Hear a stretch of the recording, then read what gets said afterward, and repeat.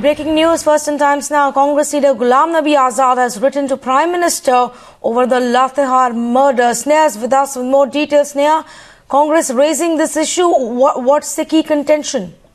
Well, of course, the leader of the Congress party and leader of opposition in Raj Sabha Tanvi raising this issue, talking about the fact that there is a majoritarian view of democracy that is being propagated in the country as of now. In fact, Ghulam Nabi Azad also demanding the intervention of the Prime Minister, the personal intervention of the Prime Minister, saying that such incidents are on the rise. In fact, he just now talks about this incident. He mentions various other incidents. He says that Muslims are being targeted in the country, and there is no perceptible effort on the part of the government to rein in these elements, including ministers who've been made many controversial statements in the past.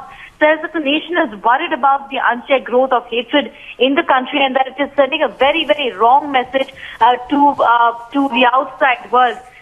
Also talks about the fact that he believes that his party believes that all of this is really essentially for electoral gain. So we see the Congress raising this issue. In fact, he says that there's been a sharp spurt in incidents of intimidation and mob violence, vigilantism after the takeover of the BJP government in the center. So we see the Congress taking on the BJP on various issues, and this just comes interestingly a couple of hours after Arun Jaitley, the finance minister, also on the Congress party. And we do see the knives really sharpening between the BJP and the Congress. Interestingly also, he's also spoken about the World Cultural Festival and the Sufi Conference, saying that your message was sent to the entire world, message of peace.